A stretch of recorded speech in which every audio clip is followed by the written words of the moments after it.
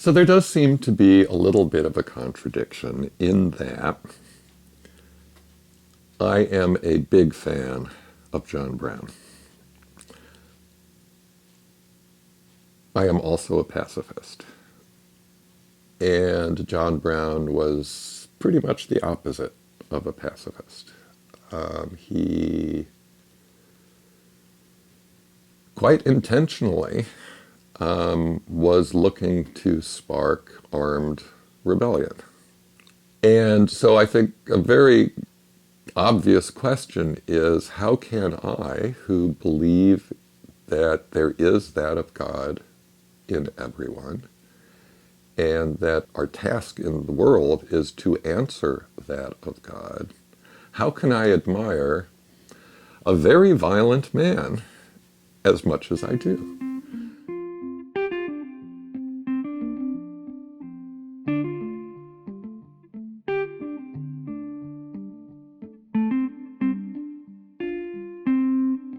My name is Michael Levi. I live in Silver Spring, Maryland, and I am a member of Adelphi Friends Meeting.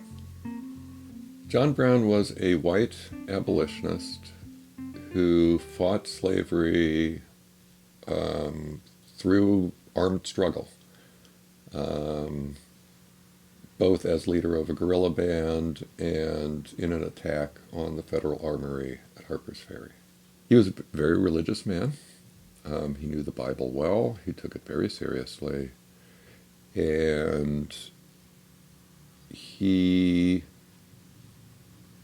came to the conclusion that the institution of slavery in the United States was contrary to everything he believed in.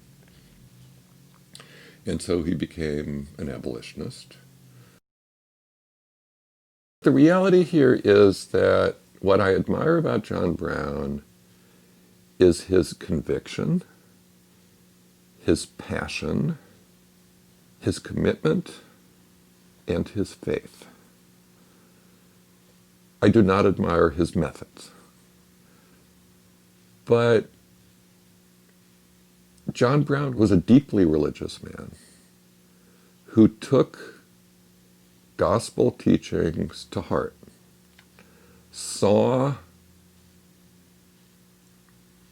unsustainable, unacceptable violations of justice, of humanity, of decency, of every gospel teaching in the institution of slavery, and devoted his life to ending it in a way that few white people did at the time. I mean, he's not unique, but he's in a small group. And he did so not as a white savior. He did not see himself as the Messiah come to free the enslaved, but he very much saw himself as an ally with a certain amount of power that he could use in solidarity with, not on behalf of, enslaved peoples in the United States. And I find that admirable. Lucretia Mott, one of the most impressive women in Quaker history, and there are many impressive women in the story of the Religious Society Friends. She was a contemporary of John Brown's. She knew him. And she spoke about John Brown. And she said something along the lines of, "It is not John Brown, the military hero, who we celebrate. It is John Brown, the moral hero, who we celebrate." So she was very aware that